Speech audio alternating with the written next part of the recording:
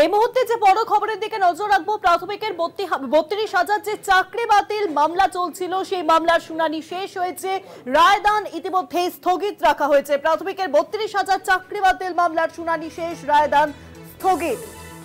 আর জানাবেন এখন নিউজরুম থেকে সরাসরি রয়েছেন প্রতিনিধি পীযূষ কান্তিরাগ। পীযূষদা, দেখো, প্রাথমিকের 32,000 চাকরি বাতিল মামলার শুনানি আজ শেষ হলো বিচারপতি তপব্রত চক্রবর্তীর ডিভিশন বেঞ্চে।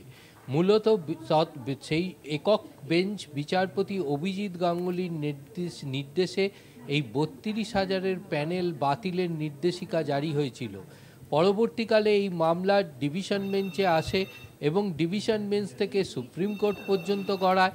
সুপ্রিম কোর্ট নির্দেশ দিয়েছিল কলকাতা হাইকোর্টকে এ বিষয়ে মূলত সিদ্ধান্ত গ্রহণ করতে হবে।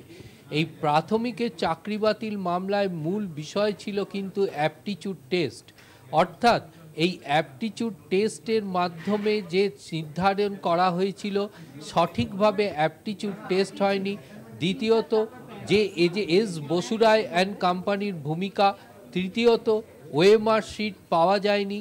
এই নানান অভিযোগের ভিত্তিতে যে মামলা দায়ের হয়েছিল সেই মামলায় এমন কিছু নথি জমা পড়েছিল যেখানে দেখা গেছিল যে ওএমআর ব্ল্যাঙ্ক ওএমআর শিটের পেয়েছেন, কিন্তু তাতেও তারা চাকরি পেয়েছেন।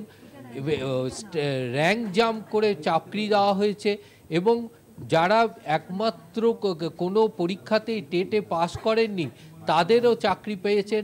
এই ধরনের বেশ কিছু অভিযোগ আদালতের সামনে নথিসহ তুলে ধরেন চাকরি প্রার্থীরা, যার প্রেক্ষিতে বিচারপতি অভিজিৎ গঙ্গোপাধ্যায় সেই সময় প্রাথমিকে যারা ইন্টারভিউ নিয়েছিলেন সেই ইন্টারভিউ বোর্ডের ইন্টারভিউয়ারদেরও কিন্তু তিনি সাক্ষ্য গ্রহণ করেছিলেন।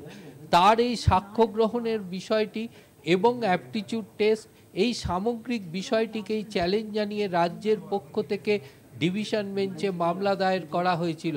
সেই মামলা অন্তর্বর্তীকালীন নির্দেশ থাকাকালীন সুপ্রিম কোর্ট পর্যন্ত গড়ায়। সুপ্রিম কোর্ট থেকে মামলা ফেরত আসে কলকাতা হাইকোর্টে। দীর্ঘ মাস ধরে এর মামলার শুনানি চলে বিচারপতি তপব্রত চক্রবর্তীর ডিভিশন বেঞ্চে।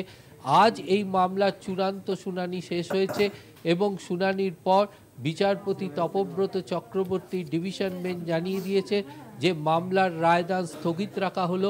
পরবর্তীকালে কলকাতা হাইকোর্টের নির্দিষ্ট তালিকায় এই মামলার রায়দানের দিন ঘোষিত হবে এবং সেই দিনকেই ডিভিশন বেঞ্চ এই রায়দান করবেন।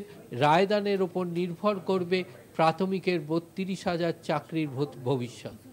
অনেক ধন্যবাদ পীযূষদা, সরাসরি ছিলেন নিউজরুম থেকে প্রতিনিধি পীযূষ কান্তিরাগ।